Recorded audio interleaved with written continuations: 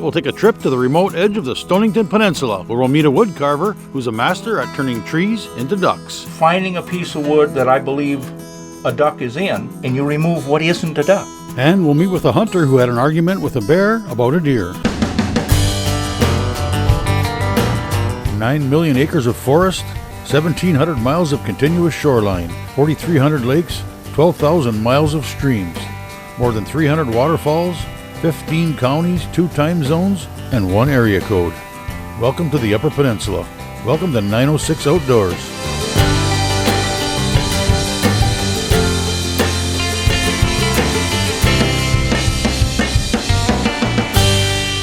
.906 Outdoors is brought to you by Cooking Wild Seasonings. Make it fresh, make it yours.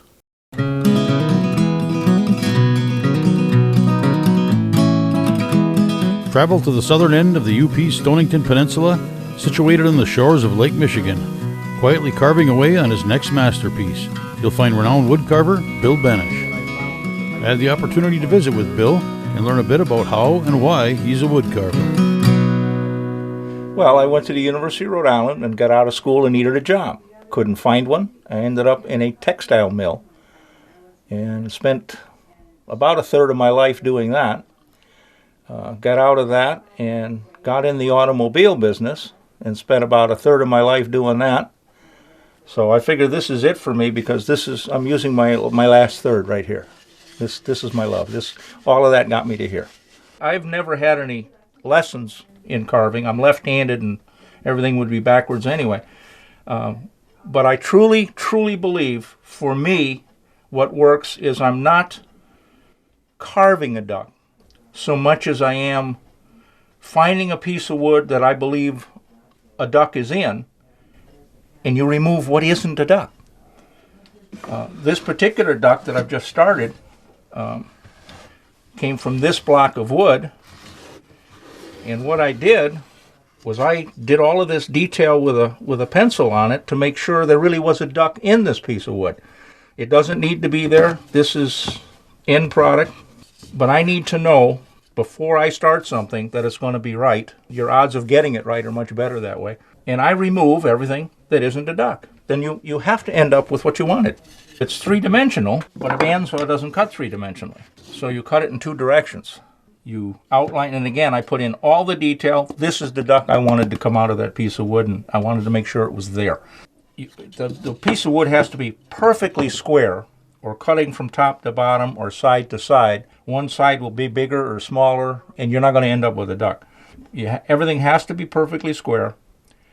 You draw it on 2 sides, and then you cut it, not completely off, so you lose the sides. You cut it from the top all the way, leave a little on each side, turn it on its side, and cut it from the side almost all the way through.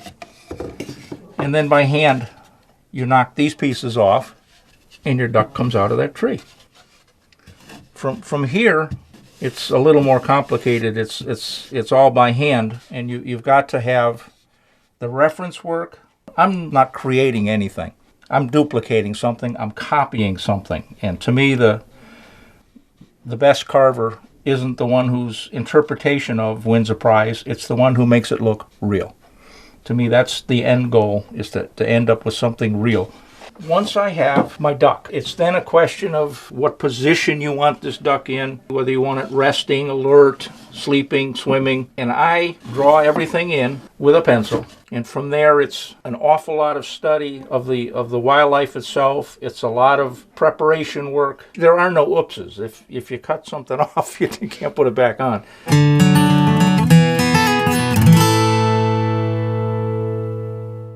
Today's show is brought to you in part by Rapid River Knife Works, home of Michigan's largest custom knife factory showroom.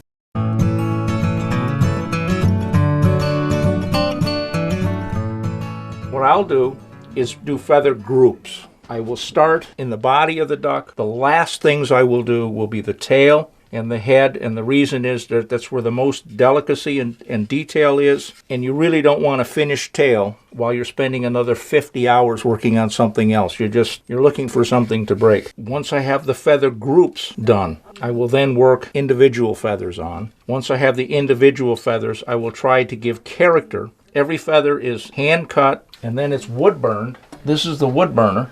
It burns one little barb at a time, and by adjusting the temperature and the speed you draw this at, start finishing your feathers, you're actually burning the depth of that feather, the thickness of that feather, right into the wood. It'll start with a barb down the middle. Takes a little practice to get those two lines to come together like that on the first shot. You add depth. What you're doing here is burning down the wood and leaving that barb raised. That'll give you some three-dimensionality. You then use what I call the push-pull method. You push your pen to the barb and then pull it out to the edge of the feather and create your individual barbs. As far as painting a duck, I do it in layers. First, I will seal the bird or whatever fish, whatever I'm carving, to make sure that the moisture coming in, the moisture going out is stabilized and it'll never split. And then to try to preserve the detail that I try to put into these things, I use very, very thin washes of acrylic paint. It's a water-based paint, and I don't want to build up any depth to the paint because it just takes away from the detail of the feathers. So I use washes, and the method I use, they call it color to water. If I want a color to gradually fade from light to dark or dark to light, if it's going to be a dark feather in the middle and then get lighter, I will put some water with a brush around the edge and then put the paint on, and when the paint hits the water, it thins itself out and gets fainter, and it gives you a gradual change from one color to another, which is very much like what you can do with an airbrush now. This was all done without an airbrush. It was done just with a paintbrush. It can be done a heck of a lot faster, but I'm an old-timer, and I do everything by hand. Depth of color I build up with layers of thin paint until I get what I want. You look at the bird, a real bird, you do your homework and get your studying, and you just keep mixing paint till you get it right. It takes me about 200 hours to carve a duck like this from start to finish.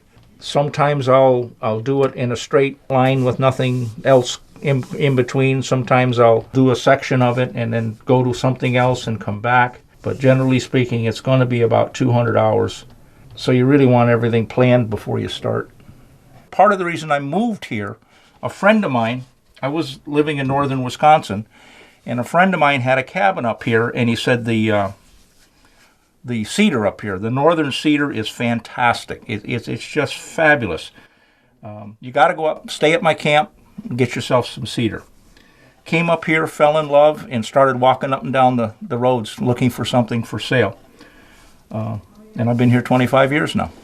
What I found, this particular peninsula, the Stonington Peninsula, goes back several hundred years in how famous the cedar is. This is a piece of cedar that went through the fire of 1898 on the Stonington Peninsula. The grain from here to here is 60 years of growth. It's outrageously perfect, and this carves into the just the best things. Most woods have a grain that's spaced, uneven, swirly, and this is northern white cedar, which I guess it's the Italian for it is arbor vitae. And arbor vitae means tree of life. And my understanding is that the French explorers who came in through Hudson Bay got trapped and couldn't get out. And part of what they survived on was this tree because it was always green. It didn't give them any nutrition, but it kept them alive. And that's why it's the tree of life. And it fits. This is a rough grouse feather. You cut it out, and you draw in some of the detail you want to be in that feather. You're going to want an imperfection here, a little split here, a little overlap there. You then burn down to raise the barb on both sides, and then you actually, with your carving tools, I use all hand-done carving knives, and I've made the knives myself to do specific jobs. You remove the wood that isn't part of your feather, and you put in little imperfections in the feather, like the little raised feather here. And then you burn in the barbs with this pen. And here's one with all the little barbs burned in. And you try to get as thin on the edges as you can, because you're representing a real feather. And now you're ready to paint. And there's a finished one.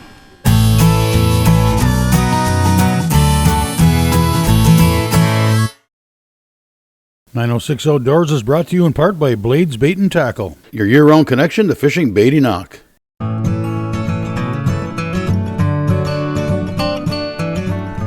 A lot of my customers have waited a long time to get a carving, to get a duck.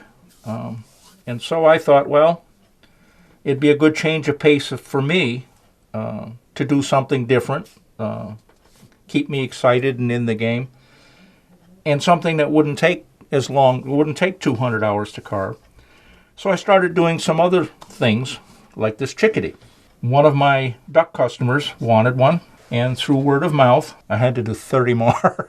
The flowers are copper. My wife is an artist. My wife made the copper flowers, and I think it makes it a beautiful, it's a scene. It's not the duck sitting on the desk, it's a whole scene. I'm really passionate to try to get these birds as exact as I can. I do so much background work. I may spend 300 hours studying a bird before I spend the 200 hours carving it. This one is, I probably did the most studying for of anything I've ever carved. I counted every feather. You'll see staining on these feathers. It makes them look yellowish, like there's something wrong with them. Underneath there's more. And what I found was from sitting in the water that they get the staining on there. And for me to be accurate, I had to paint that in. I had to find the right piece of wood. And I had to find a piece of wood that had a loon in it. And I got lucky, found this one on the first try. I had gathered all the reference I could find, books, pictures, and then I bought some books on loons for their lifestyle, how they lived, why they acted the way they did, how long they lived, how they interact with nature, and once I felt that I knew the loon, I felt I could carve it. The biggest challenge on this one was whether I was going to have the grain go with the body or go with the head, and to carve against the grain is a lot more challenging and a lot more difficult. Took a lot of time, but it flowed. There was never any lull that, gee, I don't know what to do with this next. I decided early on to show part of the leg, which is kind of unique on a loon. It's got detail on it that most birds don't have.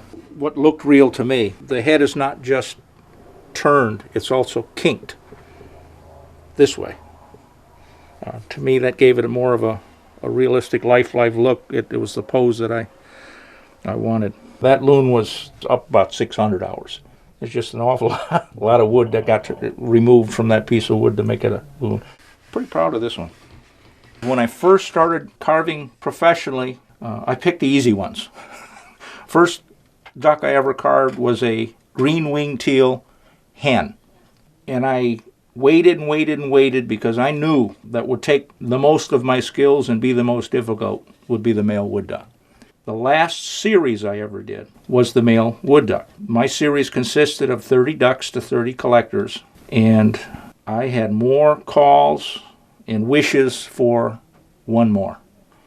And I ended up, I think I carved 56 male wood ducks. A lot of them ended up in charity events or fundraising events for Ducks Unlimited or Wildlife Unlimited, and were auctioned off and raffled off. And what a treat for me to have a room full of people who wanted it.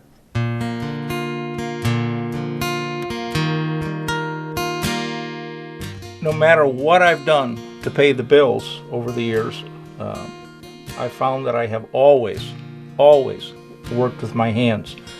When I was in the earlier parts of my life doing other things, I've always loved the outdoors, fishing, hunting, and I found that I couldn't really go trout fishing without making my own trout flies. I ended up the head fly tyer at LL Bean. That was when we was out east, and came out here. My parents retired out here, and needed a little something to do, and looking for a job, and I ended up on the desk of a motel in Minocqua, Wisconsin, and had a lot of free time during the night, and I started whittling a piece of wood, and a man came to check out and said, how much to buy that duck? And I was a duck carver. And that's my passion. That's what I'll do till the end now. I really don't want to carve 30 of anything anymore. I want to do my ones I've wanted to do my whole life.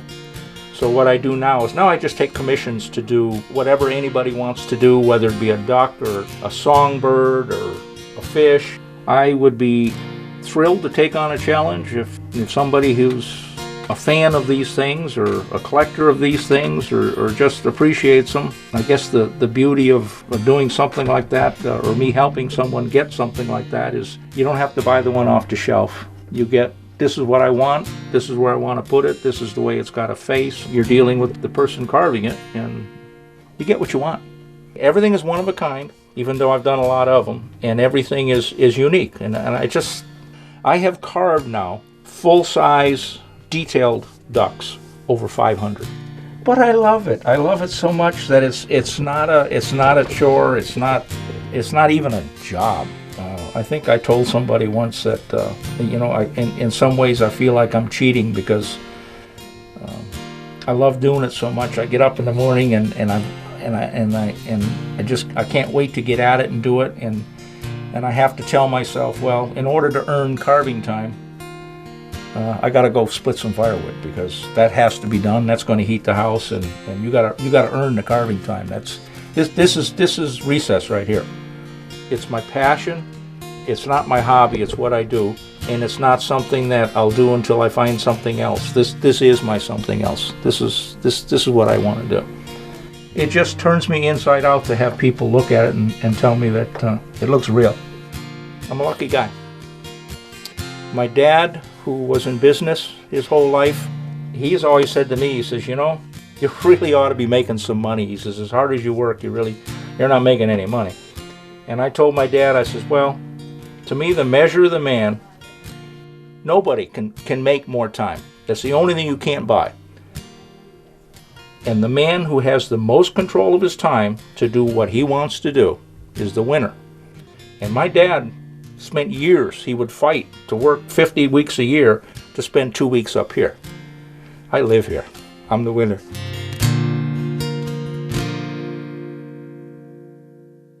.906 Outdoors is brought to you in part by L&M Fleet Supply, proudly serving the Northland for over 30 years. The more time you spend in the woods, the more likely you are to encounter something unique. And some of the encounters may make the hair stand up on the back of your neck. Well, it started out, I didn't know the bear was even there. On November 11th, on a Monday, I go in on Tuesday the next day to check the cameras, and I find my Primo's double bull blind smashed down to the ground, and tooth marks in it and claw marks in it all over the place. 4 days in a row the bear smashed my blind down. So I was kind of worried about sitting in there opening day. When I finally was sitting in the shack on opening day, I realized, oh, okay, here's why the bear was smashing my shack down. And I had a stick of Evercalm deer herd scent, and I had that smeared on some walls inside my shack just for a cover scent. Well, every time that bear would walk by, he gets to my shack and he can smell a herd of deer in there. So a decent buck come in about a 15-inch spread on opening night, about 5 minutes before shooting was over, and I decided to take him. He ran about 40 yards only, and I heard him crash into the woods. So I waited a few minutes. I went down there with my flashlight. I found him, put my tag on him. He was a 7, not the 8 that I thought he was. So I dragged him out to the road, to the trail's edge, and I went back to camp and got my otter sled, and I headed back there and walked over, and I can see 2 eyes down there where my buck is, and I didn't think nothing of it. I was just gonna walk down there and take my buck back and put him in the sled and go. I get down there, and I'm about 3 feet away. I'm looking down, and I was confused. The snow was there, the imprints of the buck was there, and all the blood from where it had leaked out of him, but the deer was gone. And I was so confused, I was trying to figure out what the heck is going on, when all of a sudden I hear, hoof, hoof, hoof, like that 3 times, this loud huffing noise. And I turned my flashlight on high, on my headlamp, and this bear was standing there. He was already eating on my buck. He took 4 or 5 bites out of the hind quarters. He had the deer on his back, was eating on the inside. He's a giant bear. He probably goes in a 400 to 450 pound range.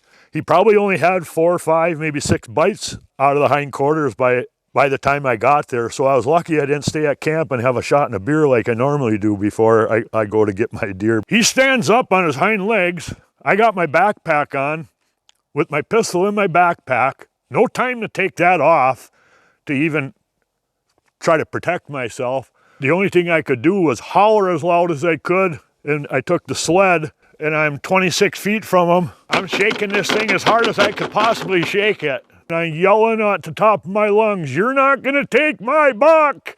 And I must have yelled that probably 10 times at least, 10 or 12.